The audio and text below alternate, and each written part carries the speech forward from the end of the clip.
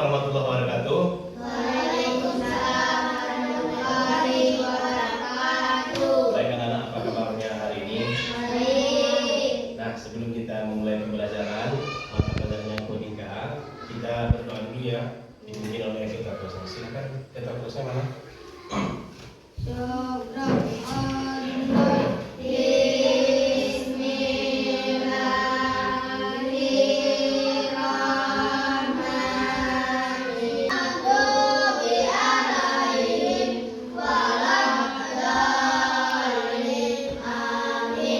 Memberi salam kepada Pak Guru. Assalamualaikum warahmatullahi wabarakatuh. Waalaikumsalam warahmatullahi wabarakatuh. Hari ini ada yang tidak hadir? Ada. Siapa? Sebelum kita masuk ke materi selanjutnya, minggu yang lalu kita sudah belajar tentang berpikir komputasional. Minggu yang lalu kita sudah belajar tentang berpikir komputasional. Berpikir komputasional. Nah, siapa yang bisa menjawab? Berpikir komputasional itu artinya apa? Ya, berpikir secara terhubung dengan internet. Boleh. Yang lain? Apa arti berpikir komputasional? Kemampuan komputer atau mesin untuk berpikir dan belajar seperti manusia. Nah, yang lain? Pelajaran minggu lalu, berpikir komputasional.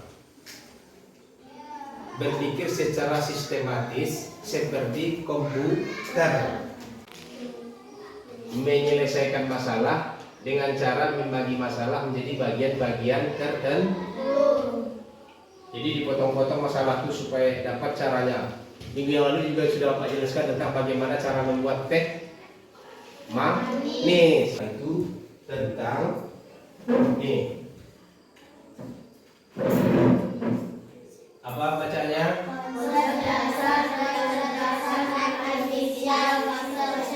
Nah, materi kita hari ini yaitu konsep dasar kecerdasan artifisial. Apa sebetulnya konsep dasar tentang kecerdasan buatan ini? Nah, apa tujuan pembelajaran kita hari ini? Yang pertama, tujuan pembelajaran kita, coba Bipa baca. Setelah mengikuti pembelajaran, peserta didik diharapkan mampu menjelaskan pengertian sederhana tentang kecerdasan artifisial, mengidentifikasi contoh Sederhana tentang apa itu kecerdasan artifisial. Nanti setelah kita belajar ini, setiap siswa mampu, oh kecerdasan artifisial itu ini ya. Kemudian mengidentifikasi contoh penerapan AI dalam kehidupan sehari-hari. Setelah kita belajar, kita mampu bagaimana caranya menerapkan AI dalam kehidupan sehari-hari. Kemudian memahami perbedaan antara pekerjaan manusia dan AI. Sebelum kita melihat video pembelajaran, Bapak mau tanya, ada di sini yang sudah menggunakan Google Assistant atau ChatGPT atau Gemini yang kalau kita klik umpamanya di HP kita, pulau burung letaknya di mana? Pernah dicoba? Pernah. Buatkan saya. Baik. Nah. Baik, anak-anak semua, sekarang kita akan menyaksikan video tentang konsep dasar kecerdasan AI. Apa itu AI itu? Nah, sekarang kita saksikan video animasi di depan ya. Sama-sama kita saksikan.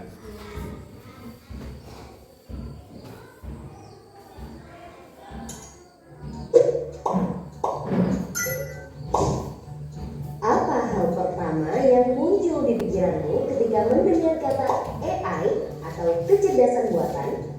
Apakah AI jahat seperti di film-film Hollywood? AI jahat atau evil AI hanyalah hayalan pembuat film saja ya.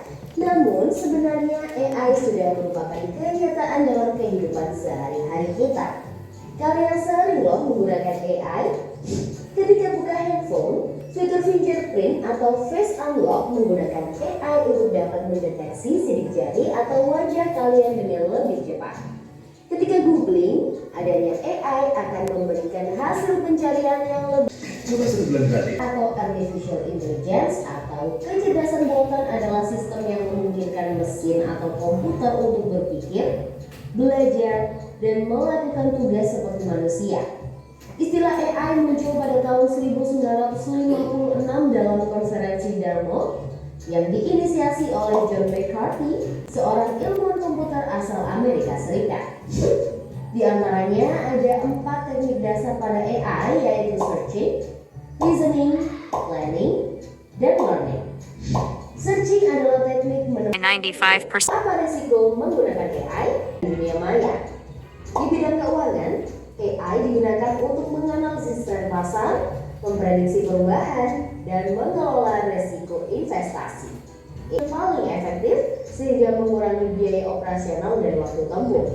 Di bidang pertanian, AI digunakan dalam memantau kondisi tanaman dan dalam menganalisis data sensor dan citra satelit untuk memantau perubahan iklim dan lingkungan.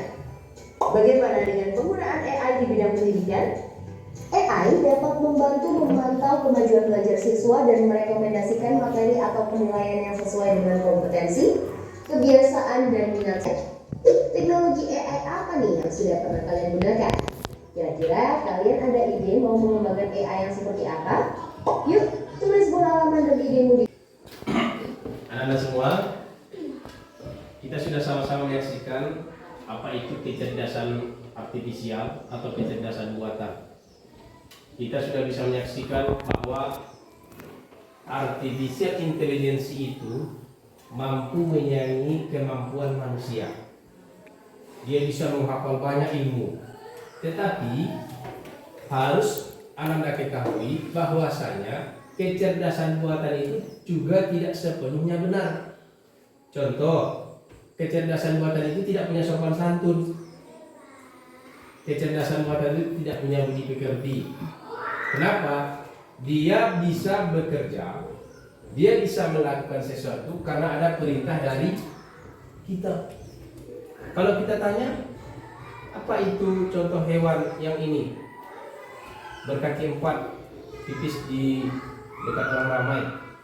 Pasti kayaknya jawab anjing, 3 kelompok, 1, 2, 3. Dan jawab pada pertanyaan sudah Bapak berikan. Nanti satu persatu kelompok akan jawab sesuai dengan materi video yang sudah Bapak tayangkan tadi. Ini kelompok 1 ya. Jawabnya berkelompok. Ini kelompok 1. Soalnya nggak susah. Ini kelompok 2. Ini kelompok 3. Silahkan dikerjakan dalam waktu 5 menit.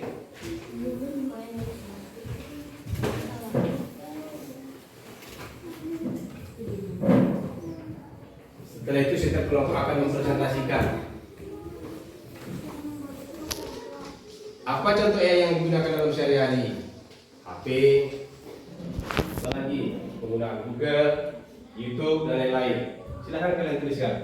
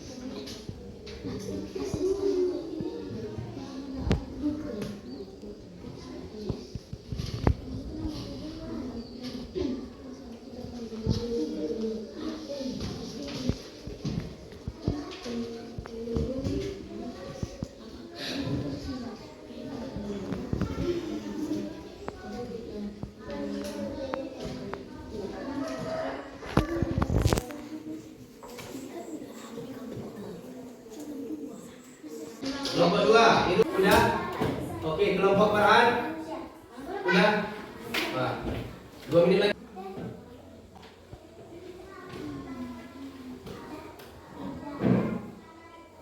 Nah, baik Anda semua, tugasnya sudah selesai dikerjakan. Sekarang dimulai dari kelompoknya Farhan. Coba bacakan nomor 1, nanti didengar oleh kelompok yang lain. Saya bacakan, Naila. Oke. Apa soal nomor 1? AI AI adalah teknologi yang membuat mesin bisa berpikir seperti manusia. Ya, lanjut. Berikut ini yang merupakan contoh AI. AI AI adalah kehidupan sehari-hari adalah Google Translate. Manusia berbeda dengan AI karena manusia tidak bisa belajar hal baru. Terus. Tuliskan 2 contoh AI yang pernah kamu guna atau lihat di sekitarmu. HP, laptop. Menurutmu apakah AI bisa menggantikan manusia sepenuhnya? Mengapa tidak? Tidak. Oke, tepuk tangan untuk kelompok Farhan. Sekarang kelompok Irul. Coba bacakan hasil kelompoknya.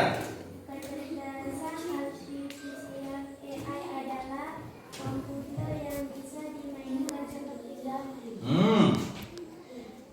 Berikut ini yang merupakan contoh AI dalam kehidupan sehari-hari adalah Google Translate. Manusia berbeda dengan AI karena manusia memiliki emosi, moral, dan kreativitas. Tuliskan 2 contoh AI yang pernah kamu gunakan. 1. Laptop, HP. Ya. Menurutmu apakah AI bisa menggantikan manusia sepenuhnya? Mengapa tidak? Tidak. Oke, tepuk tangan untuk kelompoknya Irul. Sekarang kelompoknya Kak Ipah lagi ya. Kecerdasan artifisial AI adalah B. Teknologi yang membuat mesin bisa berpikir seperti manusia. Ya. 2. Berikut ini yang merupakan contoh AI adalah kehidupan sehari-hari adalah B. Google Translate. 3. Manusia berbeda dengan AI karena manusia memiliki emosi, moral, dan kreativitas. Tuliskan 2 contoh AI yang pernah kamu gunakan atau kamu lihat di sekitarmu. HP, komputer. 2. Menurutmu apakah AI bisa menggantikan manusia sepenuhnya? Mengapa tidak? Karena tidak punya adab dan sopan santun. Iya, tepuk tangan untuk kelompoknya Ipah ya.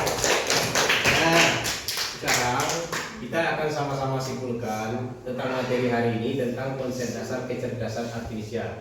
Soal nomor 1 itu ada yang menjawabnya belum pas. Coba jawab nomor 1, coba bacakan dulu. Soal nomor 1. Apa itu? Nomor 1.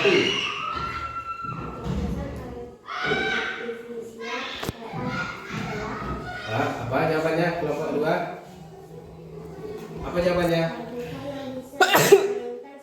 Jawabannya itu semuanya benar. Jawabannya semuanya benar. Bisa berpikir, membuat game, bisa membantu manusia. Tetapi apakah AI ini mampu sama dengan manusia? Jawabannya tidak akan bisa. Karena manusia itu punya emosi, punya sikap, punya kreativitas, bisa berjalan, bisa melihat, bisa mendengar. Sementara kecerdasan buatan itu, dia bisa bergerak, dia bisa melakukan sesuatu, harus diperintah oleh manusia. Contoh, ketika kita menggunakan Google Translate, kita buat di situ umpamanya voice. Umpamanya kita buat contohnya pulau burung berada di mana, maka AI Google Translate akan menjawab pulau burung terletak di Kabupaten Indragiri Hilir, Provinsi Riau. Dia bisa bergerak karena dibantu oleh manusia.